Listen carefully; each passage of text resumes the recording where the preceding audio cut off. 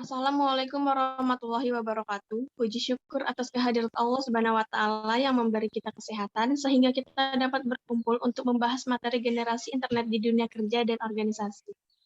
Kami dari kelompok 3 akan mempresentasikan hasil kerja kelompok kami yang beranggotakan saya sendiri, Nadia Rahmasari Syahrani, dan teman saya, Ikhlasul Abdillah, Adinda Rahmawani, Hasim Rahman, Fitri Ramadhani, Dewi Safira, dan Faras Aryasa. Baiklah, yang pertama akan dijelaskan teman saya, Hasim Rahman. Kepada Hasim Rahman, saya persilahkan. Latar belakang. Lahir dan berkembang di era digital. Keseharian mereka dimanjakan gadget dan koneksi internet. Tanpa itu, kehidupan mereka terasa hampa. Saking tidak bisa dipisahkan dengan dunia digital, beberapa akademis menunjukkan mereka sebagai mutan. Teknologi digital ini juga menjadi penggerak kehidupan mereka. Mulai rutinitas sehari-hari, gaya hidup, cara bersosialisasi, hingga profesi dalam karir. Mereka ingin menciptakan lapangan kerja sendiri. Sebanyak 50-72% dari mereka bahkan memilih untuk menjalankan usaha sendiri. Terima kasih kepada Hasim Rahman. Selanjutnya akan dijelaskan oleh Fitri Ramadhani. Fitri Ramadhani, saya persilahkan. Pengertian generasi internet. Internet merupakan istilah yang tidak asing lagi bagi masyarakat pada semua kelompok usia. Internet hampir menjadi kebutuhan utama dalam kehidupan manusia, baik secara individu maupun organisasi.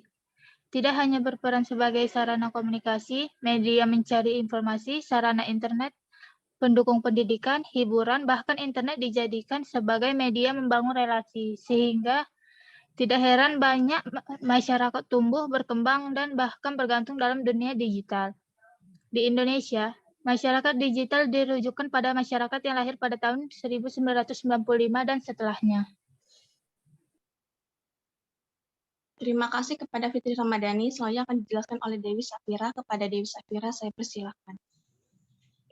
B. Pengertian organisasi. Istilah organisasi memiliki dua arti umum. Pertama, mengacu pada suatu lembaga, dan arti kedua mengacu pada proses pengorganisasian sebagai satu di antara dari fungsi manajemen.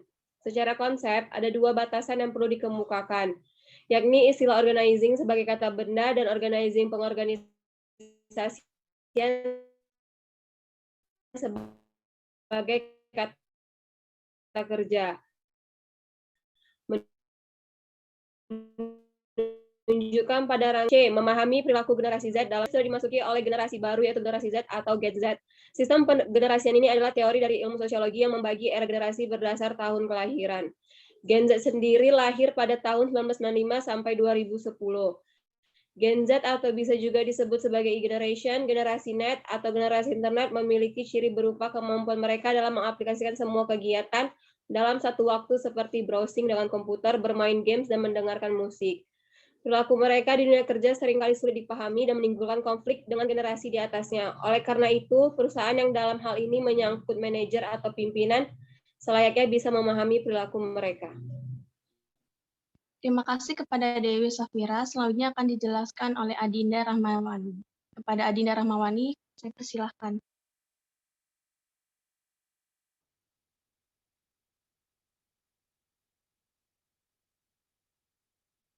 Aktivitas bersama menyukai hal detail. Pesan generasi internet dengan organisasi mengantisipasi serangan berita bohong atau hoaks pada masa kampanye di media sosial sebagai garda terdepan dalam menghadang serbuan konten negatif di dunia maya, menyebarkan konten mendidik, memberdayakan. Terima kasih kepada Adinda Rahmawani. Selanjutnya akan dijelaskan oleh Ikhlasul Abdillah. Kepada Ikhlasul Abdillah, saya persilahkan. Tantangan bagi generasi milenial. Generasi milenial adalah generasi yang sangat mahir dalam teknologi, dengan kemampuannya di dunia teknologi dan sarana yang ada. Generasi ini memiliki banyak peluang untuk bisa berada jauh di depan dibanding generasi sebelumnya. Namun sayangnya, dari beberapa statistik yang saya baca dikatakan bahwa generasi milenial cenderung lebih tidak peduli terhadap keadaan sosial, termasuk politik dan ekonomi. Mereka cenderung lebih fokus kepada pola hidup kebebasan dan hedonisme. Mereka cenderung menginginkan hal yang instan dan tidak menghargai proses. Di era ini segala sesuatu bergerak dengan cepat, dunia menjadi tanpa batas, informasi dapat diperoleh dari mana saja dan dari siapa saja. Generasi masa kini harus berada dan mampu menjadi bijak terutama dalam penggunaan media sosial. Media sosial ini mirip dengan politik, tergantung bagaimana kita menggunakannya. Kita bisa berguna dan bertambah pintar apabila menggunakan media sosial dengan benar. Tapi kita juga bisa menjadi penyebar hoak dan menjadi bodoh apabila kita menggunakan media sosial dengan tidak benar. Terima kasih kepada Ikhlasul Abdillah. Selanjutnya akan dijelaskan oleh Faras Aryasa. Kepada Faras Aryasa, saya persilakan. Kesimpulan, generasi internet sangat berperan penting dalam perubahan yang terjadi pada dunia kerja dan organisasi. Hal ini karena pada dasarnya generasi internet banyak yang memiliki ketertarikan pada hal-hal baru. Hal ini disebabkan karena generasi internet menyukai hal yang berbau praktis dan santai. Jadi, generasi internet ini perlu menjadi catatan penting bagi pendidik, khususnya guru, untuk mampu memfasilitasi karakter terpacu tersebut melalui berbagai media yang mampu mengakomodasi potensi yang beragam, tanpa mengarahkan pada upaya perbandingan antara satu dengan yang lainnya. Terima kasih kepada Faras Aryasa. Sekian dari hasil presentasi kami. Lebih kurangnya kami mohon maaf. Wassalamualaikum warahmatullahi wabarakatuh.